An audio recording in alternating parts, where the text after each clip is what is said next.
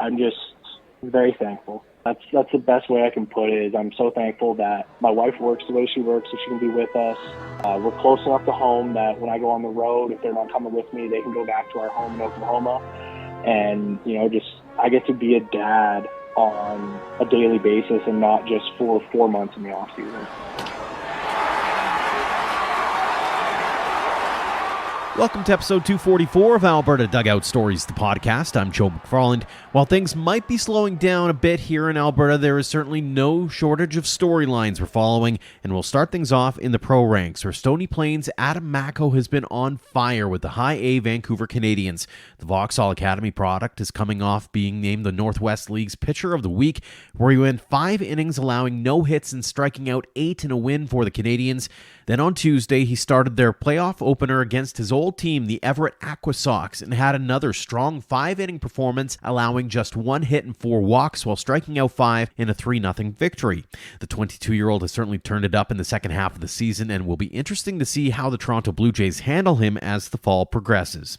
Checking in on a couple of other pros, Calgary's Michael Soroka has been shut down for the season. He had a 3-inning performance with the Atlanta Braves as we were recording our episode last week, coming out of the game saying he felt numbness in his fingers. Tests were done revealing no structural damage in his forearm.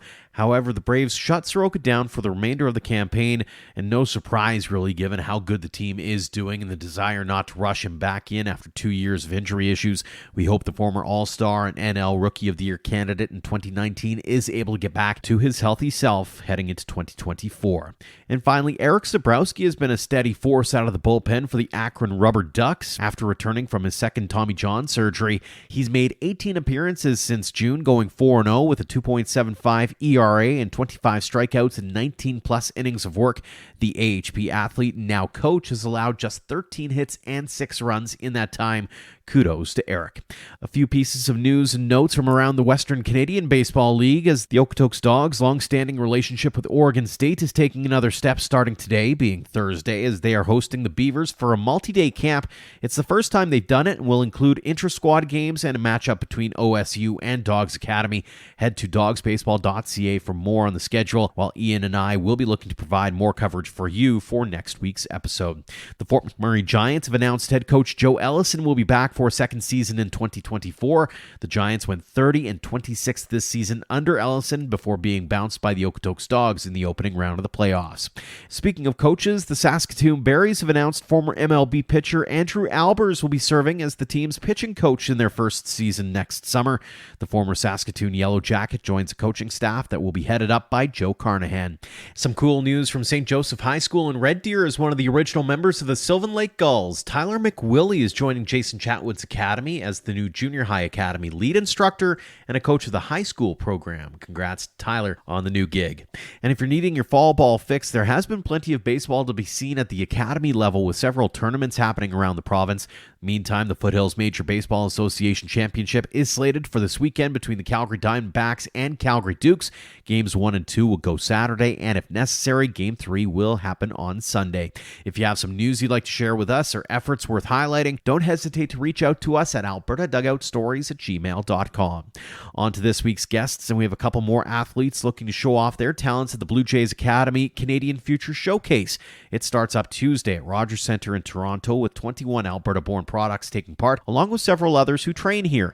One of them is Medicine Hat's Brett Getz. Everywhere he goes, he seems to be turning heads, taking advantage of the opportunities that come his way. It's landed the Vauxhall Academy product at number 10 on PBR Alberta's 2024 player rankings, and Getz is already committed to a big Division I school in Sacramento State. Brett, thanks so much for joining us here on the podcast. Yeah, no problem. It's awesome to be here. How excited are you to get back at it at the Canadian Future Showcase? Oh, I'm really excited. It's great to get to play with the best players all across Canada and be able to get coached by coaches that have played at the highest level. And it's just a great time all around. Is this your first time around, or have you done this tournament before? I did it last year, but it was in Ottawa, so this will be my first time at the Rogers Centre, so it'll be a different experience this year. I was going to ask about that. How excited are you to play in the home of the Toronto Blue Jays? It's going to be amazing. I got told it's one of the best atmospheres to play in and the coolest field, and especially after the renovations they just made, it'll be pretty legit, I'm thinking. Have you thought about that moment where you first step out? Like, are you thinking, okay, I got to take that moment to soak this all in and enjoy the experience while I can? Yeah, well, I have never been to Rogers Center or even Toronto, so I'm excited to see the city too. And then when I first step out there, I feel like I got to soak it all in. Try not to get nervous from seeing all the big parts around, but I'm just so excited for it. Talk a little bit about your mindset going into an event like this, because it's something totally different in terms of it's kind of a showcase, but also a chance to learn. So how are you entering this one? Well, I feel like I'm just gonna focus. So going there from last year, I feel like I have more of an approach and a better mindset of going at it, having fun, make sure I'm taking more in of everyone and learning more from the coaches, because I feel like I didn't get to build as well of a connection last year. But this year, I feel like if I with some coaches a little bit, like I just feel like it'll be better and be better experience. Speaking of those coaches, you've been named to Team Red, and that's got a couple of former MLB pitchers on the squad, and Andrew Albers and Dustin Mulliken. How stoked are you to learn from those two guys specifically? Well, I'm excited because they've both played for the national team, and because that's been my goal. I want to play for the national team someday, and they've played all over the country, all over the world, and they also played in the MLB, that's the highest everyone wants to get to and what you dream of being a part of one day. So I feel like I got able to pick their brain a little bit and hopefully get to work with them. Do you find yourself, especially given that you're going into year 2, that you're going to be, I'll call it, less shy about asking questions of some of those coaches as well? Because I feel like sometimes when you go into events where there's a lot of guys involved and a lot of coaches involved, and it's kind of a whirlwind that you almost get kind of caught aback a little bit. Are you ready to get your nose into it and ask some questions?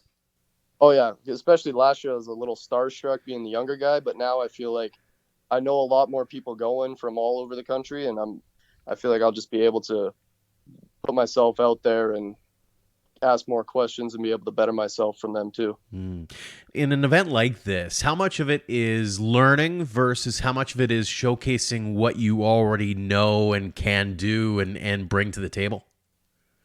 Well, I feel like the learning part is there's all learning lessons and everything when you go there, but the main thing I feel like is just to have fun and play your game, because most of the time many guys will get nervous in front of all the scouts or all the big names there, but you just got to have fun and play your game and know how you're supposed to play it. Just don't let it get to you a little bit. We've talked a little bit about the coaches as well. Talk about the ability to go and meet some different people, whether it's being on the same team or even opposing teams of guys, not just from your home province, but obviously you got guys from all across the country that are taking part. Yep. Like last year, I met a couple guys on my team from Ontario, and I've been talking to them since to today. And they told me that they're going to bring some of their home team stuff, and they want me to bring some Vauxhall stuff, and we're going to trade stuff. And that's what it's all about, is just building relationships with people you've never even met before. Very cool. Now, you're not obviously trying to impress anyone either when it comes to that post-secondary angle as well. You've already committed to a pretty big school in Sacramento State. Talk us through that process and how it all came to be for you. So last year I went to a couple things in the summer. I played down in Georgia my grade 10 year, and Coach Mack was able to reach out to some schools for me, and I actually went down to a visit in November of last year to Sacramento, and me and my dad realized like it's nice and warm there.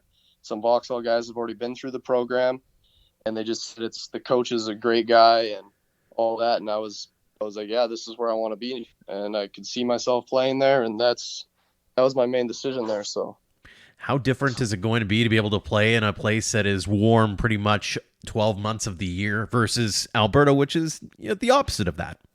I feel like it's going to be awesome, because come November, December, you can't even touch outside. There's 3 feet of snow. But in the November, December in California, there's sun still out and still over 20 degrees. So that's the main thing. It's what it's all about, being able to play outside and get my reps done on the field.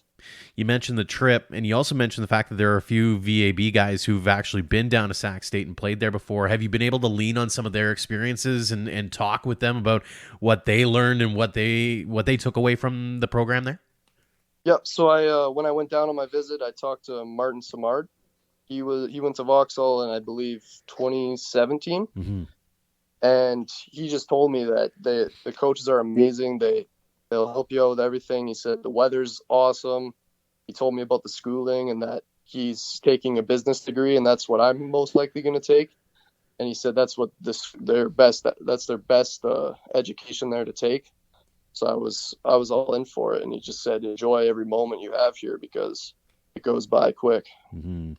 What excites you the most about that program in school when you think ahead to the moment where you get to step foot on campus? I think they're known as a winning program. They've won 30 games every season for the past, it's been over 10 seasons, and it's just they get to play against top competition, and they're always in the running for a conference title, and that's what I want to go there for, is just to win. Mm-hmm. Take us back in time a little bit here. You're from Medicine Hat. How did you get into baseball in the first place? My dad always loved baseball. My dad and grandpa, and my dad put me in baseball, and I can't even remember how young I was, but I've just loved it every day and wanted to get better at it every day. And I just went up through the Medicine Hat Little League, and eventually I played against Coach Mack in Lethbridge all the time. Mm-hmm. And then that's how I kind of got set up with Vauxhall a little bit. So just little stuff like that. Very cool. Were you all baseball all the time growing up, or were you a multi-sport guy? Oh, I was a multi-sport guy. I loved playing hockey too. Like when I got to around 13, 14, I had to choose what I would be better at because it just got too much, because hockey started turning into the summer and baseball was turning into the winter. So I just had to choose and pick what I loved more. Talk us through that decision-making process, because being an Alberta guy, it's probably pretty easy, or a Canadian guy in general, to say, okay, let's chase this hockey dream. What made you say baseball is the sport I got to do?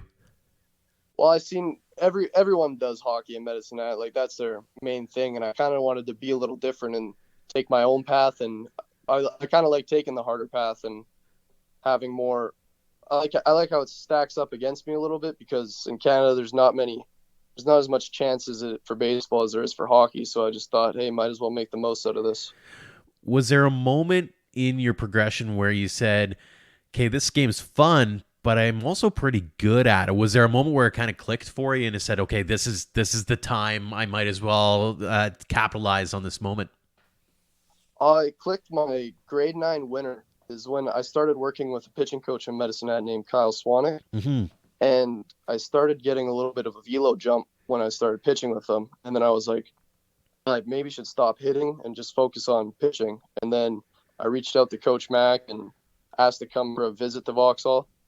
And then it was all history from there. And now I'm loving it here. So it's just, that was my biggest jump of when I realized that I actually I might make a career out of this. And mm-hmm. And you've had some pretty cool experiences along the way too. Little League Baseball Canadian Championships is an example. How high on your list of favorite moments of your career is that? Maybe tell us a little bit about maybe some of the highlights that you have as you think back on your young career to this point. Yeah, no, the Canadian Championships was awesome. Like I met buddies all across Canada, and actually some of them I played with them here in Vauxhall, which was really cool. And then probably my best experience was the Canada Summer Games last year in Niagara Falls.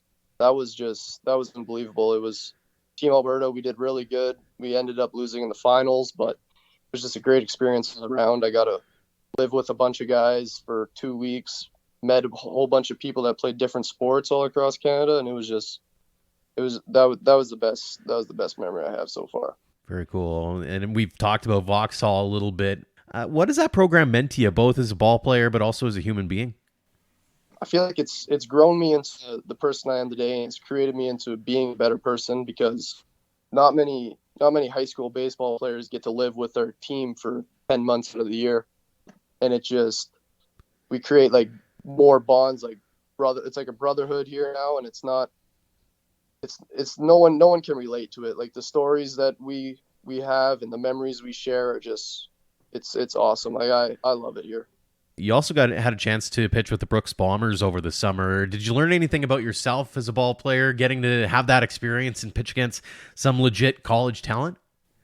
No, that was an awesome experience. It was just, I got to learn from some of the college guys I was playing with and how to, like, what it takes to playing at the college level, and realizing that, especially when I was pitching, because the catcher would call it like a college game. So I had to learn how to pitch, like throw change-ups, had to not throw as much fastballs, had to work around guys. It taught me, my mentality changed a lot, and realized that the game is a lot different, and it's a bigger jump from high school to college ball. And it's just, I got to see what it takes to play at the next level, basically.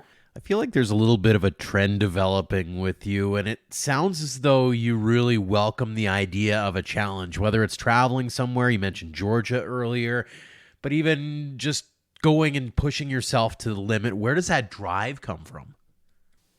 Well, my parents have always been trying to push me to become better, and they'll never let me settle for averageness. And being around, like, I had some, when I was the younger guy here at Vauxhall, I had some mentors here that were push me to become better and wake me up early before school, make sure I'm getting my homework done, make sure I'm doing my stretches and working out. And I've just had the right people around me that have pushed me and actually built this mentality into me. And now I'm trying to do that this year too, to get the younger guys to make sure they're doing all their stuff right. And now I'm just trying to pass it on.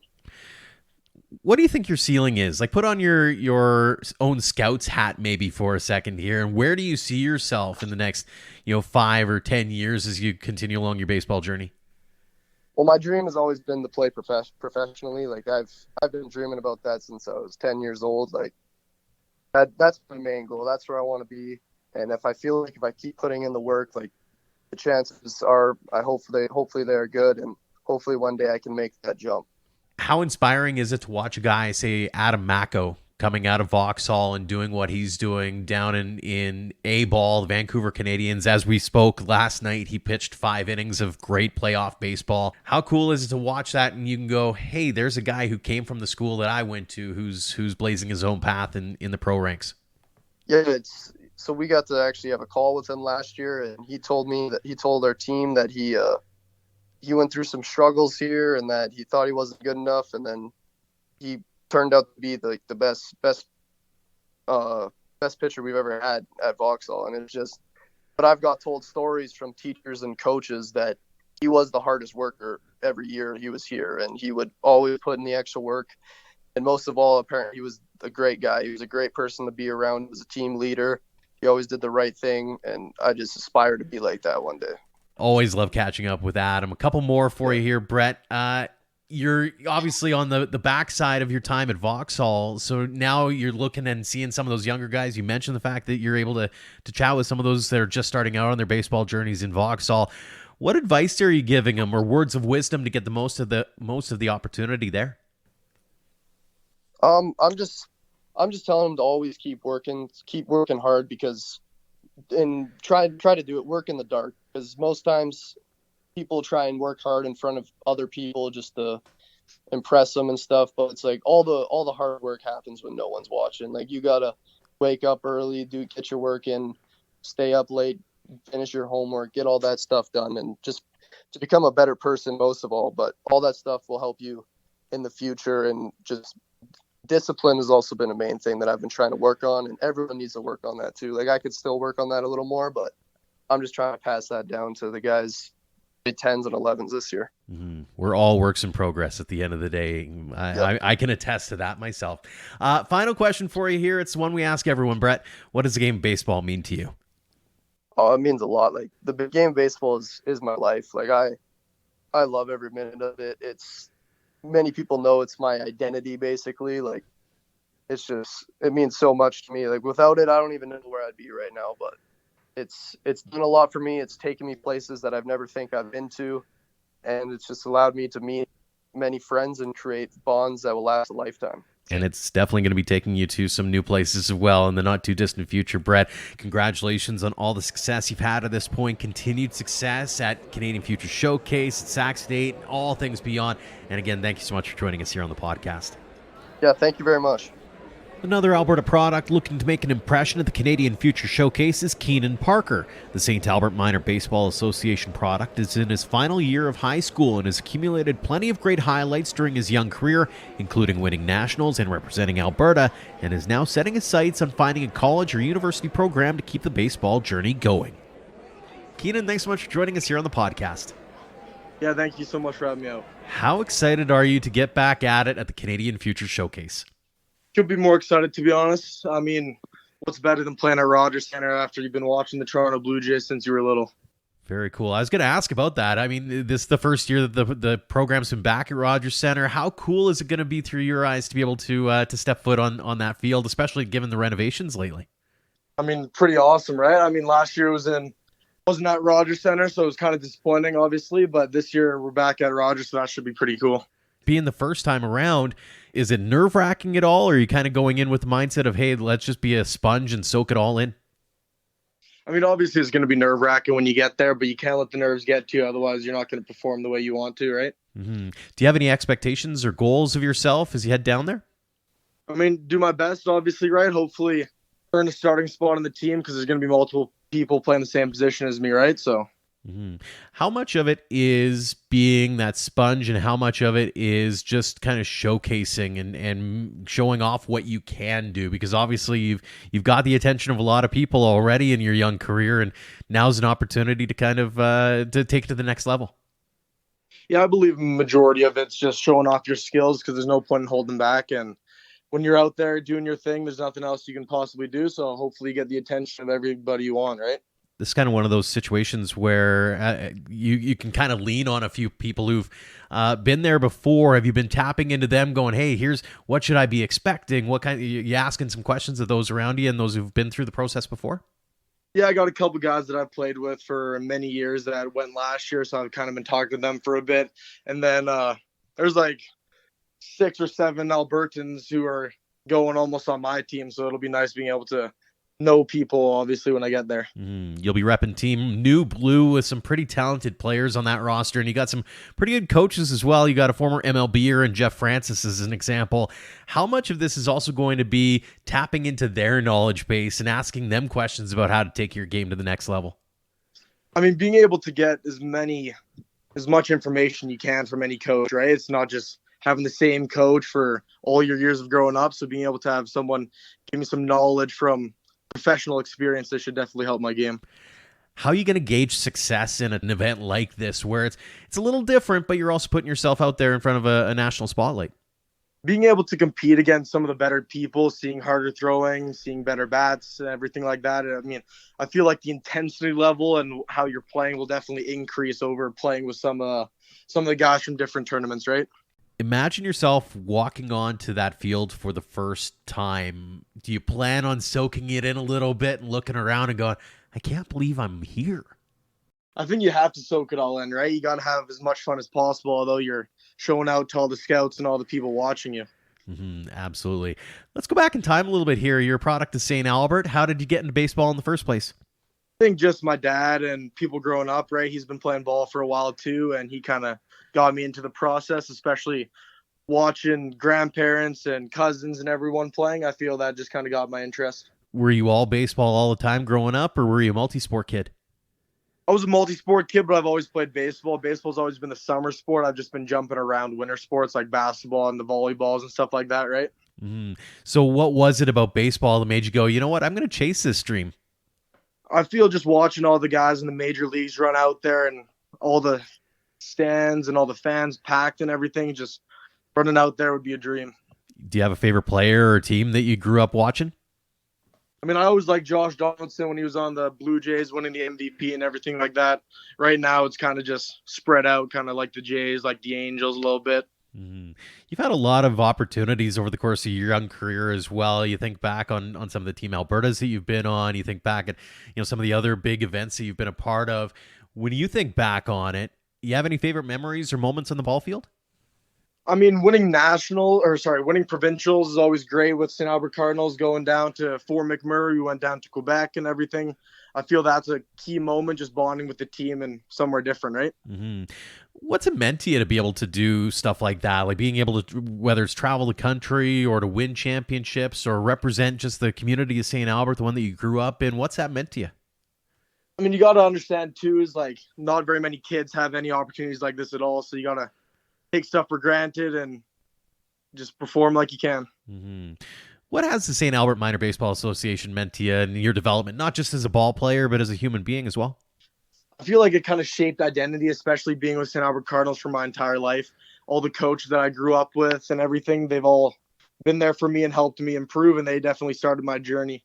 You've obviously got a lot of alumni that's gone through that program as well. I think of Eric Sabrowski as one of the first ones who's gone on to bigger and better things. How much of that draws some inspiration from you to go, okay, well, if that guy can do it, clearly I've got the opportunity to do it too. Yeah, I completely agree. I mean, with all the coaches, knowing that the coaches that are coaching me right now coach guys who went up to do bigger things, I know that I'm definitely able to do it as long as I work as hard as they did, right? Mm-hmm. What's next for you? I think we just take things step by step. I mean, Rogers Center obviously will be the first thing, and hopefully that opens up a bunch more opportunities if I'm able to perform.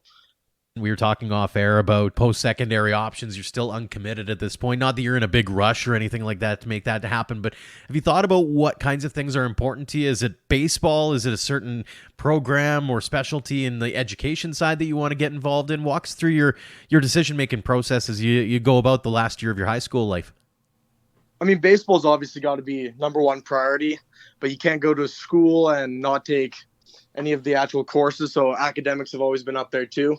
I feel like if I'm going down to the States for ball, post-secondary, everything, I want the weather to be able to be warm, especially so you can play baseball year-round and not have a long winter like St. Albert has. Mm-hmm. They talk about the student athlete and student always being first. So if you've got your pick of the litter here, what program are you entering? What kind of field of studies are you hoping to chase after?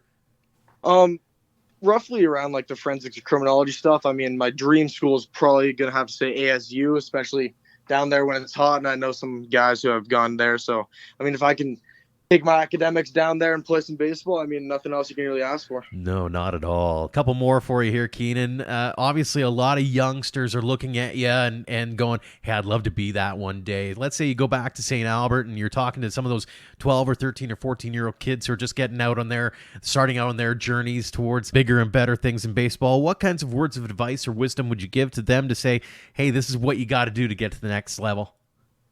First thing I'd probably say is never give up, right? I mean, you're going to go through ups and downs, and you're going to go through slumps, and you're going to go through everything. As much as you might want to stop playing sometimes, you always got to make sure that it'll end out positive at the end. Mm-hmm. Final question for you. It's one we ask everyone. What's this game of baseball mean to you?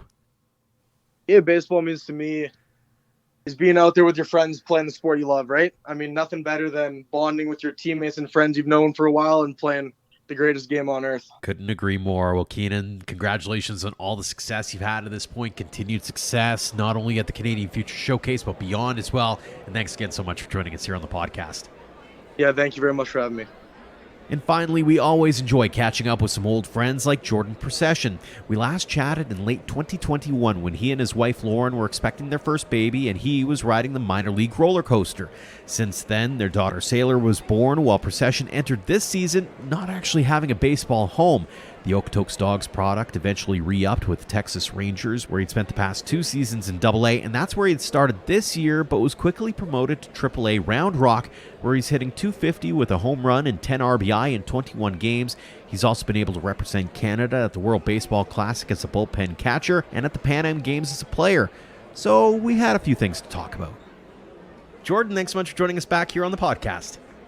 Absolutely, Joe. Happy to be here. It's hard to believe it's already been a couple of years since we've been able to chat in an official capacity, and life has certainly changed for you in a number of ways. Let's start here, though. How's the fam doing?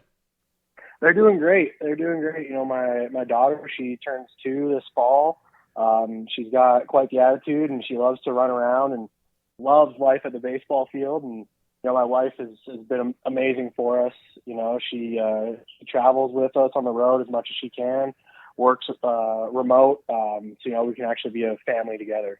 That is fantastic. Now, when we last chatted, you and Lauren were expecting the baby to arrive and were super excited at the time. Now that you've lived the life for a couple of years, how's the experience lived up to what you were expecting?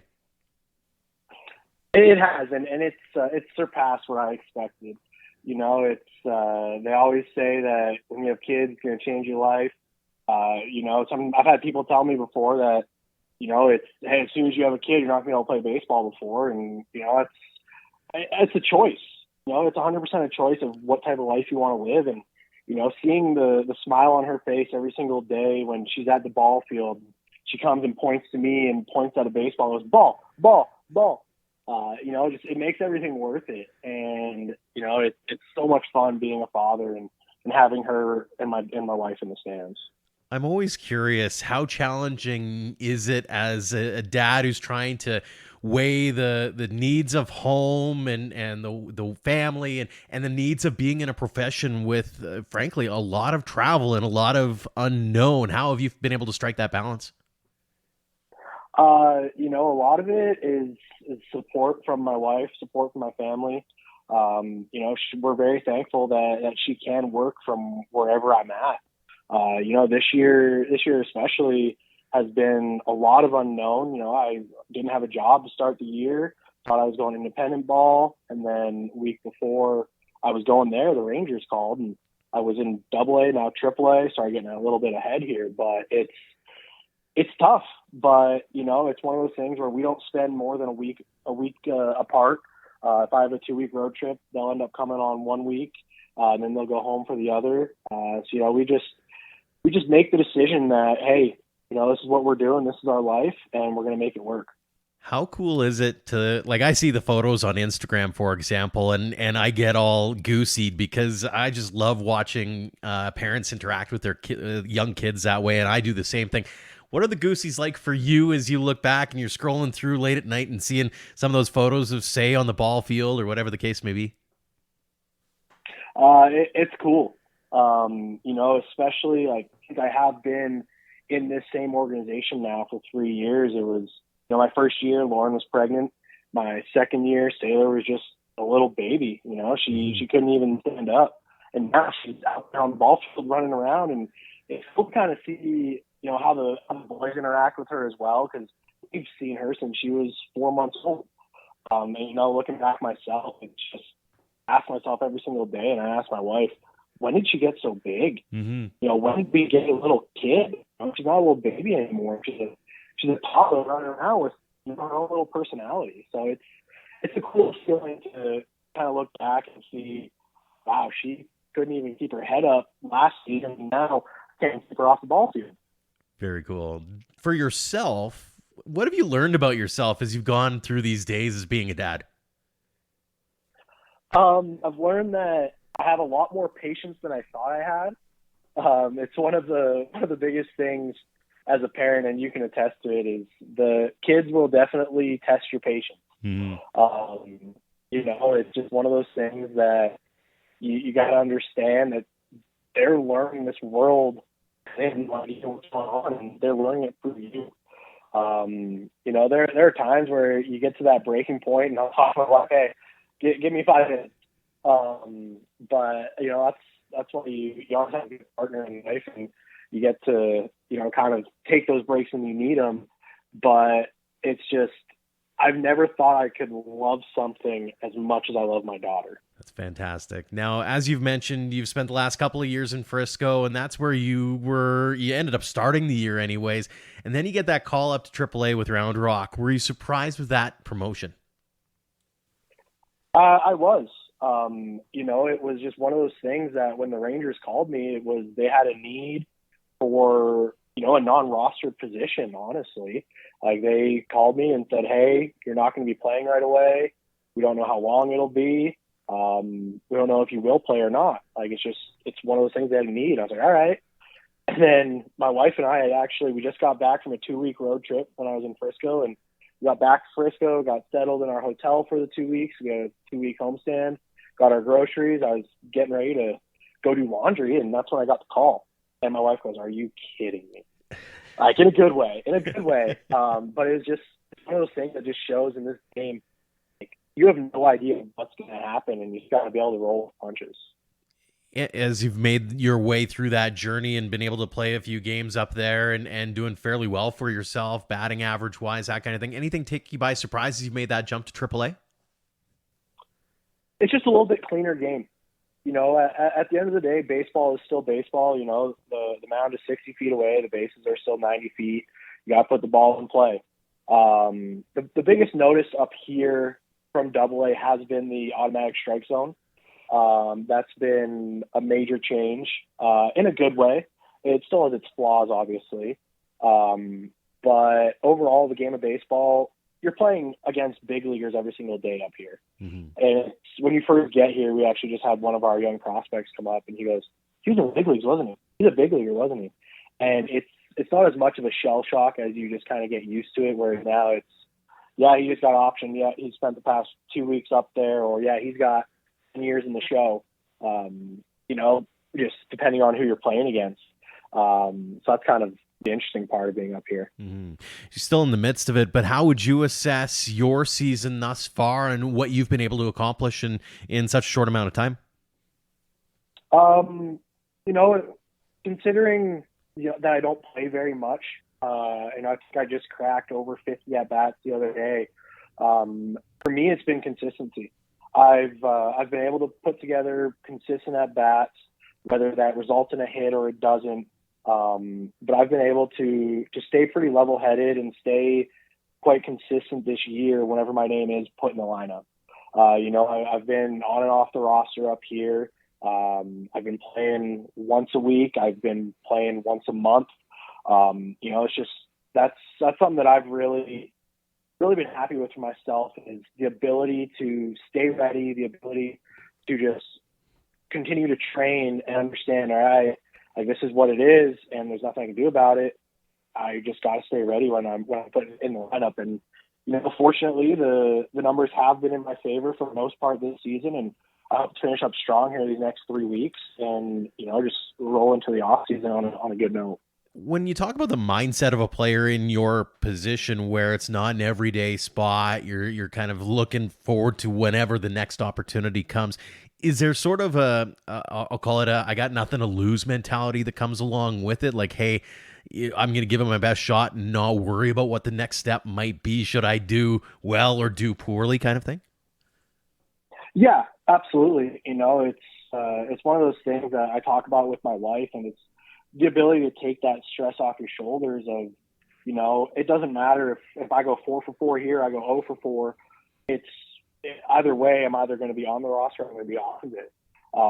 It's just part of the game of, I know I'm not an everyday guy. I'm going to give it my best and hopefully, turn some heads and make people start talking about me again. Like I was a freshly drafted kid back in 2014-15 and get a little more opportunity. But it definitely takes the stress off your shoulders when you're just going out there and you don't really got to worry about, oh boy, if I don't get a hit here, No, just go out there and, put together good at bats and, hopefully somebody sees it and continues to give you a job. So it made the game a little bit more fun for you too?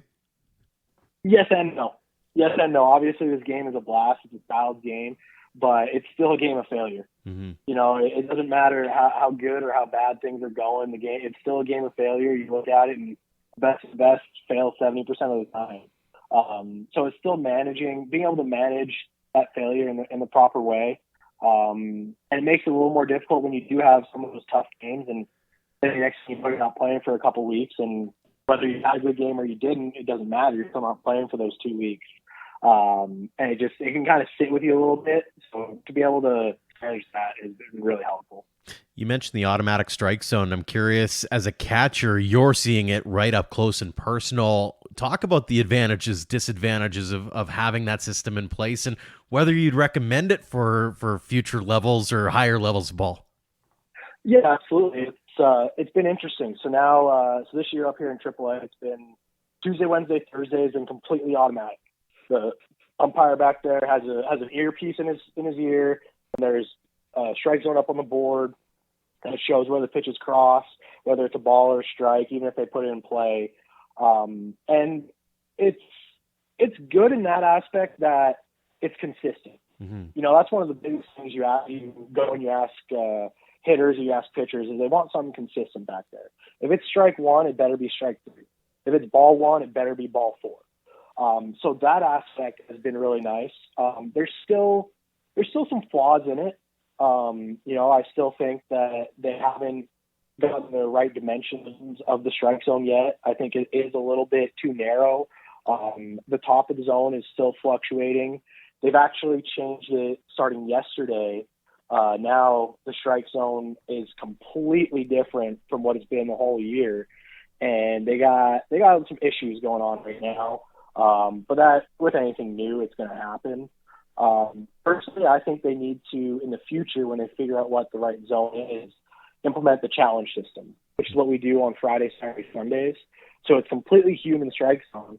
But if the catcher, the hitter, or the pitcher thinks the call was incorrect, then they can challenge it, and then you look up on the board. And those games have been the best games in that aspect, where you still have the human aspect of it. So it keeps the umpires focused, and it keeps them, like, all right, I better be spot on today. And it just doesn't allow, it keeps that consistency that everybody's looking for.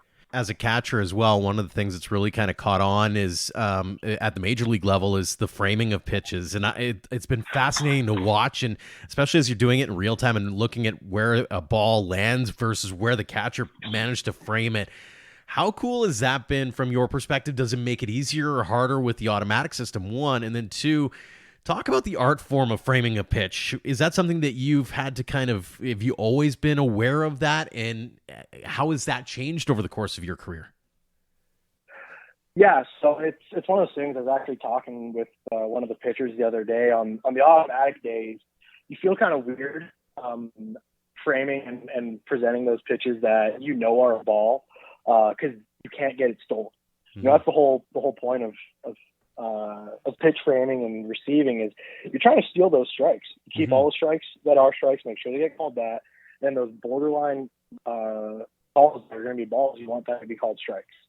So you kind of feel weird doing it on those automatic days, but you need to do that just to continue to work on your craft. So that way, come Friday, Saturday, Sunday, some of those pitches you might get called a strike and hope the other team doesn't challenge it. As for, the evolution of catching since I got drafted back in 2014 has completely changed. Like when I was first introduced to pro ball back in 2014 all the way through till 2018, there was no catching on one knee. It was traditional. It was both feet. You had your action stance. You had your primary stance. You had full blocks. Like there was no such thing as catching from one knee. And if you had your elbow out and your thumb down, you were considered to be in a wrong position. Whereas now I catch from one knee 100% of the time. I block better than I've ever blocked in my career. I throw well, and my receiving numbers have gone up. And sure enough, my thumb is on the ground, which, was taboo back in mm-hmm. not even 5-6 years ago. So it has definitely changed. And I made that biggest transition for receiving wise would have been 2019, my year with the Dodgers. And then the back half of 21 was when I transitioned to a full one knee catcher. How much of this has been continuing to be a student of the game for you and wanting to maintain that edge in any way, shape, or form that you can? Oh, 100%. I mean, that's the only way I still have a job is to continue to be the student of the game. Catching, hitting, everything, game calling. You have to be able to evolve with the game or else you're going to be stuck. It's changed so much in some good aspects, some not so good aspects. But overall, it's if you're stuck in your ways and you're refusing to learn, then you're going to get left behind. Mm-hmm. You didn't get left behind at all when it comes to Baseball Canada this year as well. Want to get into that for a minute. Let's start off with the WBC. You got to be the bullpen catcher for that event. What was that experience like? It was a really cool experience. I was fortunate enough to be able to experience it with my family as well. They were able to come out. But being around a bunch of big leaguers, on our team with Freddie Freeman, Tyler O'Neill, Cal Quantrill, Brash, and then also, all the big leaguers on the other side playing against USA and all the other guys. It felt like a big league experience. We got put up in a really nice hotel. Family got treated like big leaguers. They got to come in through the family entrances. It was just overall was a cool experience. And obviously, as we've spoke before, putting on Canada across my chest is, very, very, very, very fortunate for me. Mm-hmm. Any favorite memories or moments from that particular tournament? My favorite memory is one going against us, and I want to apologize to my teammate and good buddy, RJ Fuhrer. It was when Trey Turner hit that home run off of him. Mm-hmm. And the only reason why it's a memory that sticks with me is we were in the right field bullpen, and I was sitting right there along the foul pole. and I had the perfect view of it, and it was a majestic home run. But for our side of things, the game against Columbia, we absolutely dominated. We from pitch one, and we pitched really, really well. We played the game defense well, and offensively we strung together what we needed to do, and to beat them was really good for our country. Mm-hmm. When you think back on it, and I mean, I looked at it as an observer and going, man, that atmosphere must have been just absolute nuttiness from someone who's getting that front row seat kind of treatment. How cool was it in person? It was loud. It was very loud. I mean, it was kind of funny. Our first game against Great Britain, we didn't have that many fans. It was an early day game, two teams everybody thought would finish at the bottom of the pool. So there were about 5,000 people there, but that night game was Mexico versus USA, and it was sold out. And our game was long. I think it ended up being like 4 hours against Great Britain. And all the Mexican fans, all the USA fans started rolling in, and they were getting loud before our game even finished. And then our game against Mexico as well, it was a close game until the sixth inning. And those Latin fans, they know how to get loud and how to cheer on their countries. They're very, very loyal. Every teammate that I ask about winter ball when they go down there, they say it's just a party. And that's never been more true for when we played against them, and just, how passionate they are about their country.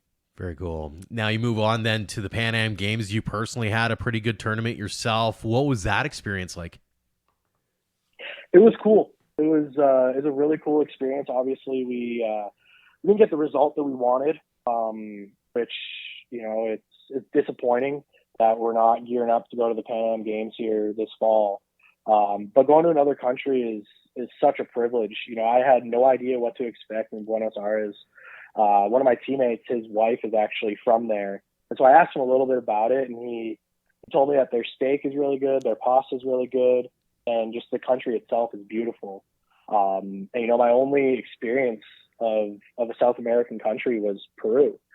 And it wasn't, the best area that we were in. We were in a red zone. It was, there was a lot of homeless people around where we were, so I had no idea. But Argentina was beautiful. I would love to go back there. The food was amazing. The baseball, it was fun. Playing international baseball is the most passionate baseball you'll ever play, because you're playing for your entire country. And it's again, a privilege to be able to do that. And, I miss playing with Canada across my chest. Mm-hmm. You've kind of alluded to it twice now, so I'll ask. It's one thing to be named to the team, but talk about those feels you get when you put the jersey on, or even put it in hand, or you get that ball cap and you see the maple leaf there. You look in the mirror and you go, okay, this is real. Like, what's it like being in the mind of Jordan Procyshen when that happens? It takes you back to, being a young kid when you're 15, 16 years old back in Canada, trying to make that junior national team for the first time.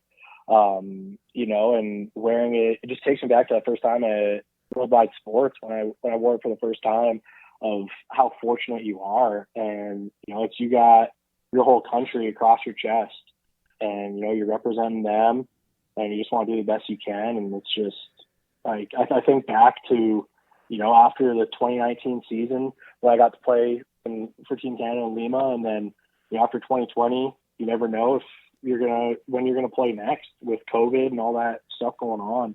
So it's just, can't take anything for granted. Mm-hmm. Final question for you here, Jordan. And I know I asked the typical one of you last time, which is, what does the game of baseball mean to you? So I'm going to frame it a different way. And that is, since we last chatted, a lot has happened in your life. What's it meant to you to be able to do all that you've been able to do, all that you've been able to accomplish, especially over last year, but over the last couple of years, especially with the young family in tow? Just very fortunate. I'm fortunate to be able to stay healthy to play this game is one thing. You look at a lot of guys' careers and they get cut short via injury. This is my 10th year of pro ball now. And it's changed a lot the past 2 years, since starting a family. I'm very fortunate that I don't have to spend much time away from my wife or my daughter. Like I mentioned earlier, we spend a week away max. And I'm just very thankful. That's the best way I can put it, is I'm so thankful that my wife works the way she works so she can be with us. We're close enough to home that when I go on the road, if they're not coming with me, they can go back to our home in Oklahoma. And, I get to be a dad on a daily basis and not just for 4 months in the off season. We are very thankful for being able to not just have a conversation like this with you, but also I'm thankful for the opportunity to get to text with you and also follow along the journey on Instagram as well. So, Jordan, really appreciate the time as always. Congratulations on all the successes again. Continued success with this season and beyond. And thanks again so much for joining us here on the podcast. Thank you very much, Joe.